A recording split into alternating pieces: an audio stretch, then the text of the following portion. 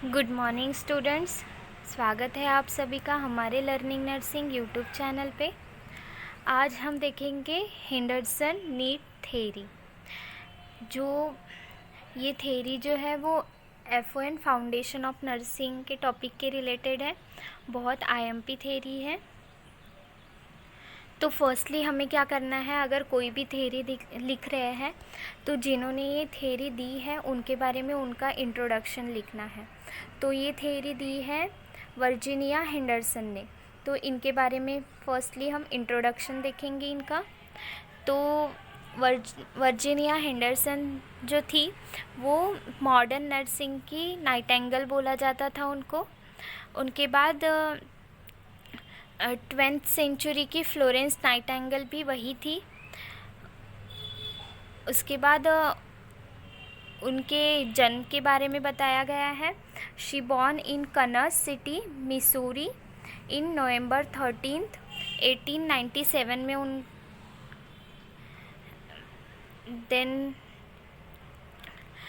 उन्होंने diploma in nursing किया था from the army school of nursing at Walter Reed hospital Washington DC in 1921.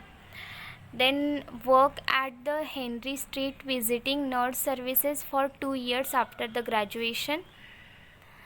उन्होंने उनका diploma in nursing किया। उसके बाद उन्होंने एक्सपीरियंस लिया 2 years का हेनरी स्ट्रीट हॉस्पिटल में आफ्टर द ग्रेजुएशन। उसके बाद 1923 में उन्होंने टीचिंग स्टार्ट की प्रोटेस्टेंट हॉस्पिटल इन वर्जीनिया।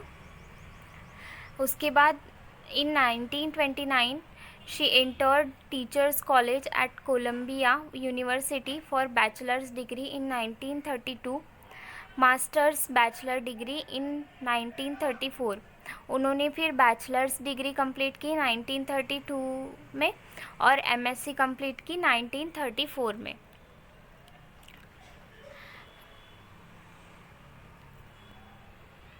तो उनके बाद उनके थ्योरी का बैकग्राउंड क्या है, उन्होंने जो वर्जीनिया हेंडरसन ने जो नीड्स के बेसिस पे थ्योरी दी है उसका बैकग्राउंड ऐसा है कि उन्होंने फर्स्टली एक नर्सिंग की डेफिनेशन दी, वो बहुत इम्पॉर्टेंट है।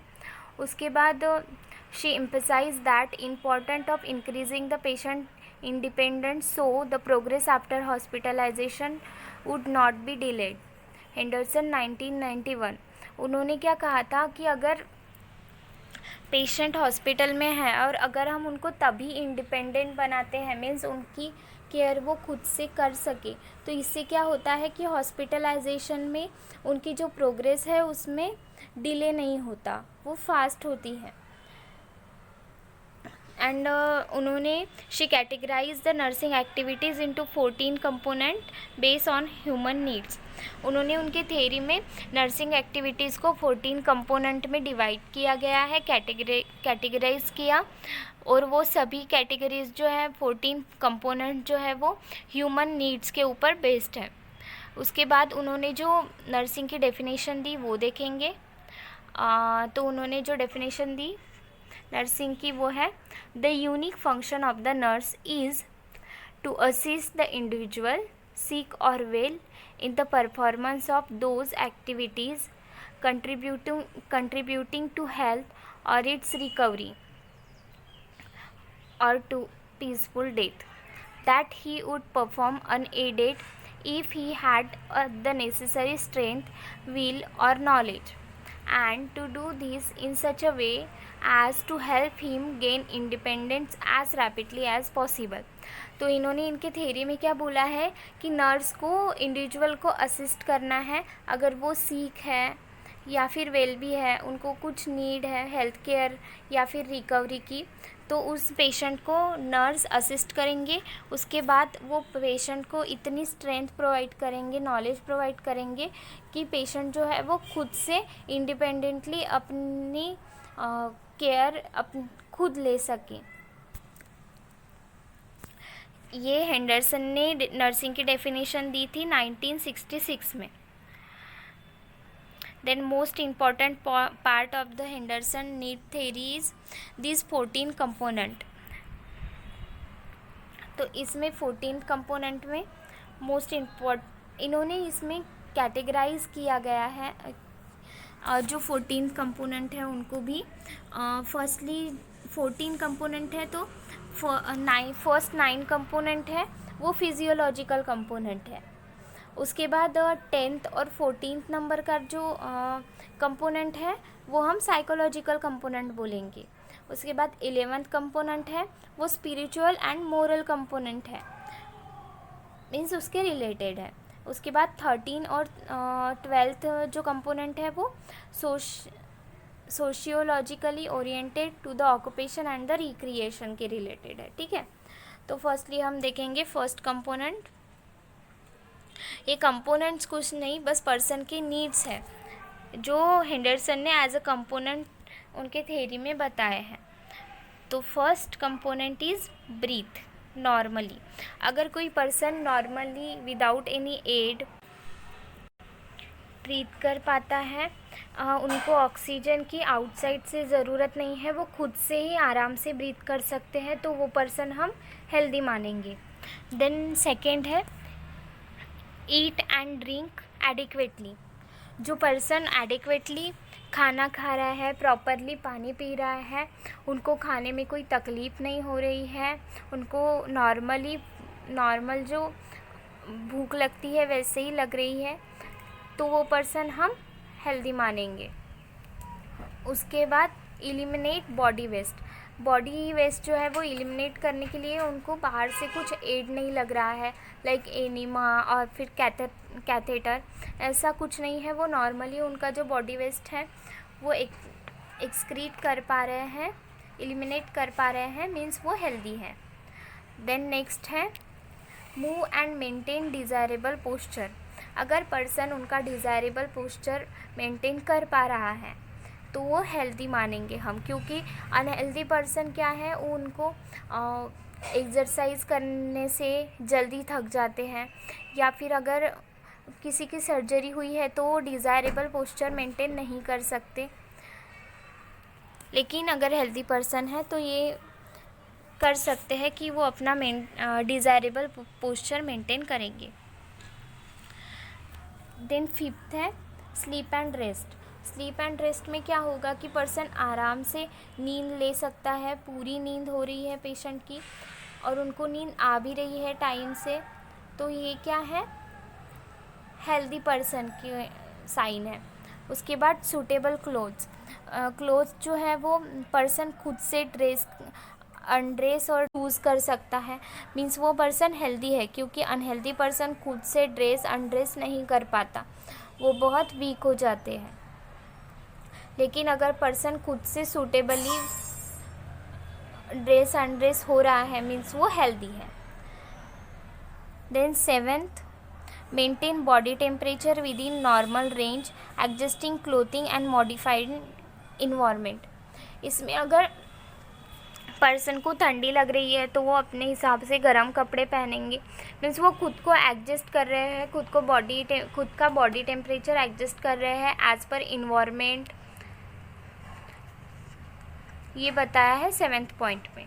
उसके बाद 8th कंपोनेंट क्या है, keep the body clean and well groomed and protect the integument. Means person अच्छे से नहा सकते हैं रोज़, खुद के बॉडी को क्लीन रख रहे हैं, खुद की स्किन को क्लीन रख रहे हैं, अच्छे से नीट एंड क्लीन है, सूटेबल क्लॉथ्स है, मीन्स वो हेल्दी है। Then 9th, avoid dangers in environment and avoid injuries to others. Means person खुद को भी इंजुरी नहीं कर रहे हैं, दूसरों को भी इंजुरी होने से प्रोटेक्ट कर रहे हैं, और ऐसा कोई एक्ट नहीं कर रहे जिससे दूसरे को इंजुरी होगी। तो ये अभी तक जो हमने 9 पॉइंट देखे 1st से 9, तो ये सब है फिजियोलॉजिकल नीड्स, मीन्स पेशेंट में जो नॉर्मल फिजियोलॉजिकल नीड्स है वो। देन 10th ये है साइकोलॉजिकल। तो 10th कंपोनेंट में क्या बताया गया है, communicate with others in expressing emotion, need, fears and opinion. इसमें पर्सन आराम से अदर लोगों के साथ बात कर सकते हैं। उसके बाद उनके जो इमोशंस है, फियर है, नीड है, वो एक्सप्रेस कर पाते हैं। मीन्स पर्सन साइकोलॉजिकली हेल्दी है। देन अब हम देखेंगे 11th पॉइंट। 11th पॉइंट जो है वो स्पिरिचुअल एंड मोरल की रिलेटेड है। तो ये इसमें क्या होता है, worship according to one's faith. वो अपने विश्वास के हिसाब से वर्कशिप कर रहे हैं, फॉलो कर पा रहे हैं उनके फेथ को, उनके स्पिरिचुअल जो कोई बिलीफ है उसको फॉलो कर पा रहे हैं, तो वो स्पिरिचुअली हेल्दी है। देन हमारा 12th पॉइंट है। 12th पॉइंट जो है वो ऑक्यूपेशन के रिलेटेड है, 12 और 13। इसमें क्या है कि work to have a sense of accomplishment. Person जो कोई वर्क कर रहे हैं वो प्रॉपरली कर पा रहे हैं। देन 13 पॉइंट, प्ले और participate in various form of recreation. कुछ भी अगर रिक्रिएशन का प्रोग्राम रहा तो उसमें आराम से पार्टिसिपेट कर पा रहा है पेशेंट। मीन्स वो ऑक्यूपेशनल जो उनका वर्क है उसको अच्छे से फॉलो कर पा रहे हैं। और इसमें क्या है कि पर्सन ओरिएंटेड है सोशली, क्योंकि वो रिक्रिएशन में हेल्प कर रहा है। देन लास्ट पॉइंट साइकोलॉजी के रिलेटेड है। लर्न, डिस्कवर और satisfy the curiosity that leads to normal development and health and use the available health facility। इसमें पर्सन लर्न कर रहा है, डिस्कवर कर रहा है, और जो कोई उनको हेल्थ के रिलेटेड कुछ भी क्वेश्चंस है तो वो अवेलेबल जो हेल्थ फैसिलिटी है उसको यूज़ करके उसके बाद उनके डाउट्स क्लियर करके इंफॉर्मेशन लेके सेटिस्फाइड है। तो ये है साइकोलॉजिकली हेल्दी पर्सन, क्योंकि वो अपने जो कुछ भी डाउट है वो क्लियर कर रहे हैं और सेटिस्फाइड हो रहे हैं। ये थी वर्जीनिया हेंडरसन की नीड थ्योरी, जिसमें 14 कंपोनेंट मोस्ट इम्पॉर्टेंट है। Thank you so much.